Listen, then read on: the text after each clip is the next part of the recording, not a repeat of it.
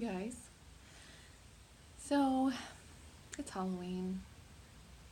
Growing up, we didn't celebrate Halloween, so it's still kind of weird for me, but we did trunk and treat at church on Sunday, which was really fun, and the kids got way too much candy.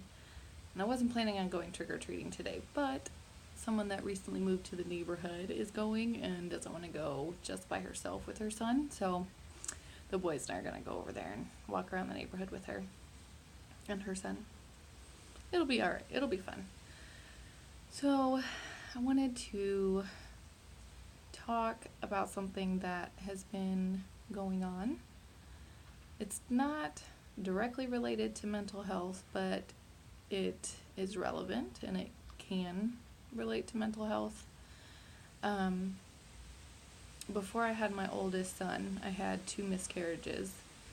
And then between my 2 boys, I had 4 more. Now, I did not go to the doctor. I didn't do any of that stuff. I had it all happened at home. My body did full system flush and then bled heavily for a few days. And I have come across many people who do not believe that I had my miscarriages because I didn't have proof that I was pregnant or that I lost them. Now, my last one was the most difficult. I had been at work and I was the only cashier there because we just opened, and I went and reached my hands up over my head to stretch, and I felt a pop and then the gush of blood. So I had to get somebody to come out and get on the register. I had to go buy pads, and then I had to go in the bathroom and clean up, I guess. And then I took a few minutes to myself because then you have the full belly contractions just like if you're in labor. Well, I did. It could be different for everybody, but and then my manager was like, "Are you pregnant?" And I was like, "Well, not anymore." And she was like, "Do you need to go home?" I was like, "I can't afford to go home. I need the little bit of money that I'm going to make today, and honestly, it's not going to do any good. I don't want to sit and just dwell on the fact that I'm losing my baby." So I stayed at work that night. I had severe contractions. It hurt so bad to the point I was doubled over and crying, of course. And went to the bathroom, and my husband was already asleep. But I was,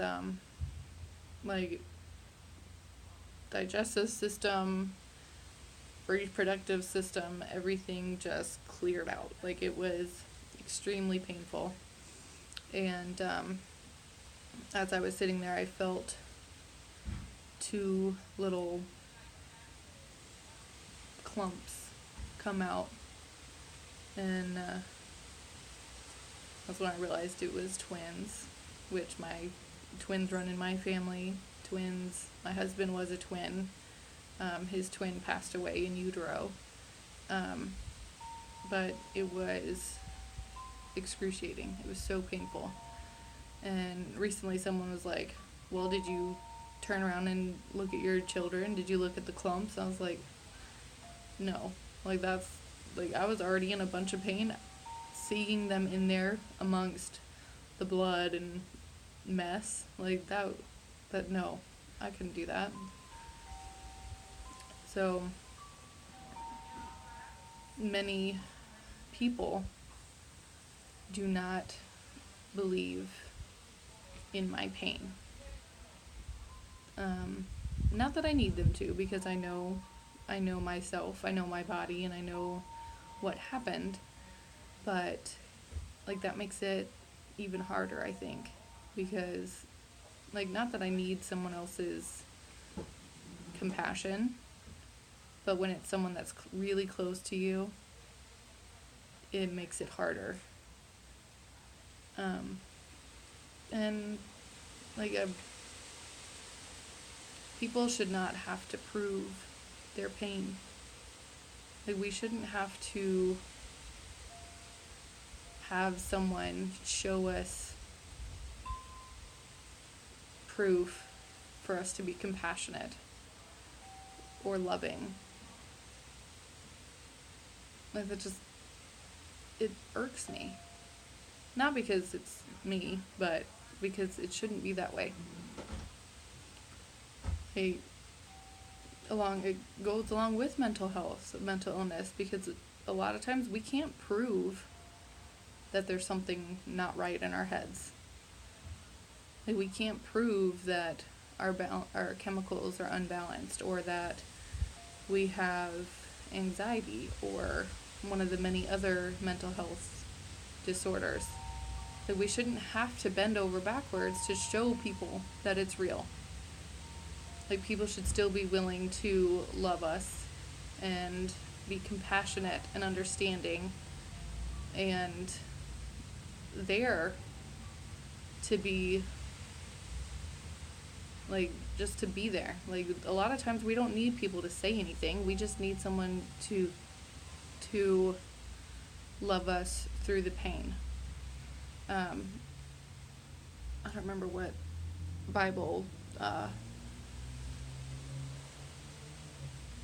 chapter or book it was in, but I know it's in there a couple of times where people would ask Jesus, what is the greatest commandment? And first, of course, is to love God. Love Him with all our heart, with all our soul, with all of our strength. And the next most important is to love our neighbors as ourselves.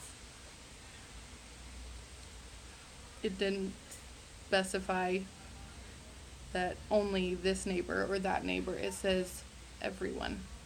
It doesn't discriminate. It doesn't say you should only love the ones that are mentally healthy. Because quite frankly, I don't think there's many people that are, like, just naturally mentally healthy. I really don't. I think most people are just not willing to discuss it or admit it. But the gist of this today is to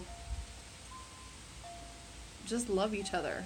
Like, there are so many harmful and hurtful things in life that